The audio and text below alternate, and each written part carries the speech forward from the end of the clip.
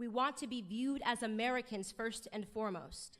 And you know, I rarely give him credit, but maybe former President Barack Obama said it best in his Harvard Law School paper when he wrote, "The American dream is to be like Donald Trump."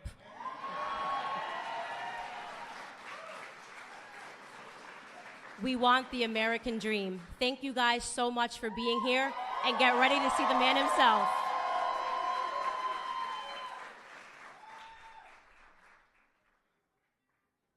Candace Owens.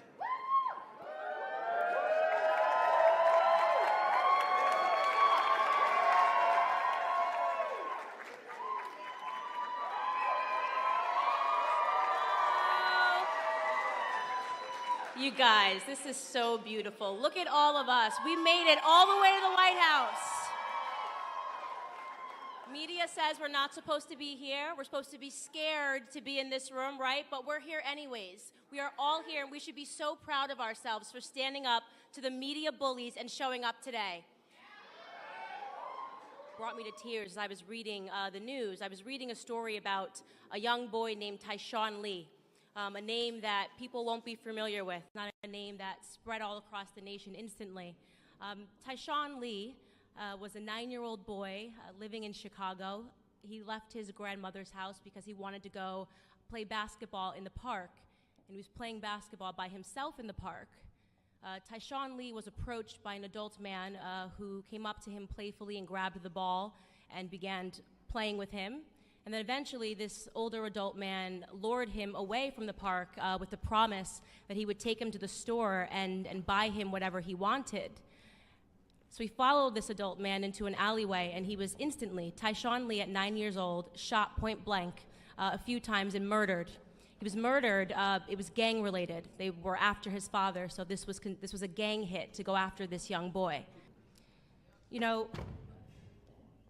unbeknownst to most of this world, this story happened, and the reason that we don't know about it, the reason that there was no wall-to-wall coverage and national sensation about this story by the people who claim to care about the senseless ending of Black lives is simply because it didn't fit the media narrative. That's it. He was killed by another Black man, so it didn't fit the media narrative. Our inner cities are all by Democrat design. Like Chicago, like Baltimore, and like Detroit, they have been run by Democrats for decades. We have been made to believe that the conditions in our cities are normal. We're supposed to turn a blind eye to the corruption, to the crime, to the gangs, and instead focus on what our media deems of more importance. We are instead told that we should be focusing on white people. We're supposed to be reactive and angry and fearful about white supremacy, when in fact, it is liberal supremacy that is harming our communities. I say this all the time. You show me a neighborhood where there are liberal policies that reign supreme, and I will show you a neighborhood where Black Americans are struggling in this country.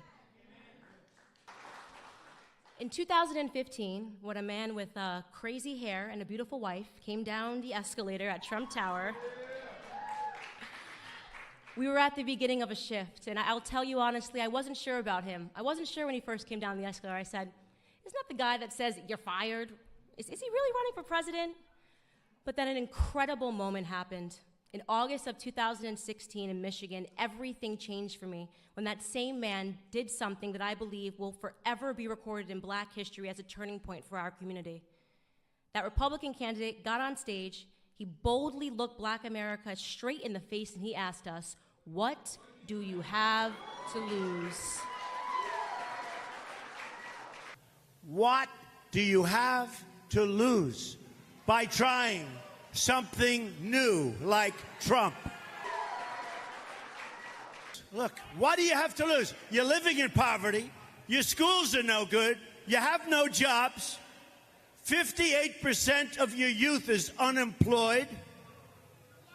What the hell do you have to lose?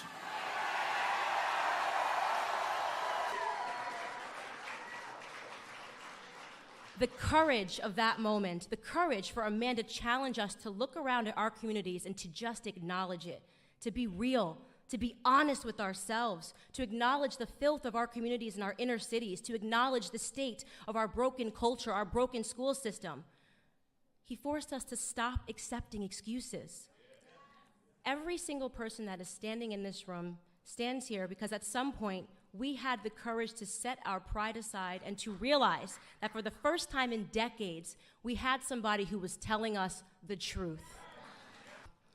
What I love about Donald Trump most is his audacity. The audacity that it took to stand up and look Black America in the eye. The audacity that it takes to call out these crooked Black Democrat politicians that have received billions in aid from our government and effectively stolen it from the struggling cities that they represent. The audacity to call out Elijah Cummings. The audacity to call out Maxine Waters, who lives, by the way, in a $6 million home outside of her own district. President Donald Trump has both the spine and the audacity to save Black America. Know this. When you wake up as a Black American and you realize the truth and you have the courage to speak out about it, the racist leftist media will attack you. CNN is a racist network, in my opinion. I've watched them over the past year sanction the violence of Antifa against Black conservatives. They have referred to all of us last year in this same exact room. CNN referred to all of us as paid puppets. They said we were paid to be in this room because they cannot fathom that we would ever have the courage to stand up and to tell them no more. No more victim narrative, CNN. No more victim narrative, MSNBC. No more telling us that we cannot do something because of the color of our skin. No more fear politics. No more attempts to scare us into voting for you. No more lies, no more half-truths. They attack the one president that has done the absolute most for Black America than any president in American history because they are scared. And I'll tell you what they're scared of. They are scared of no longer being able to control us.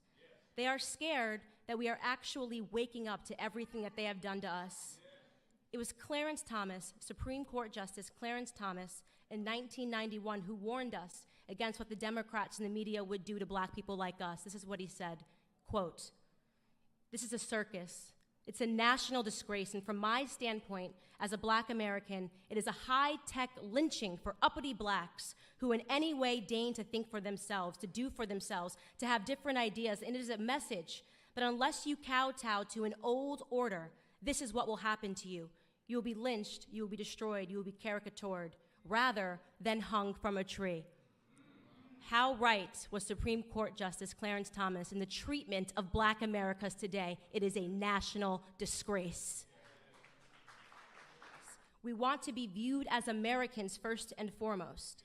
And you know, I rarely give him credit, but maybe former President Barack Obama said it best in his Harvard Law School paper when he wrote, "The American dream is to be like Donald Trump."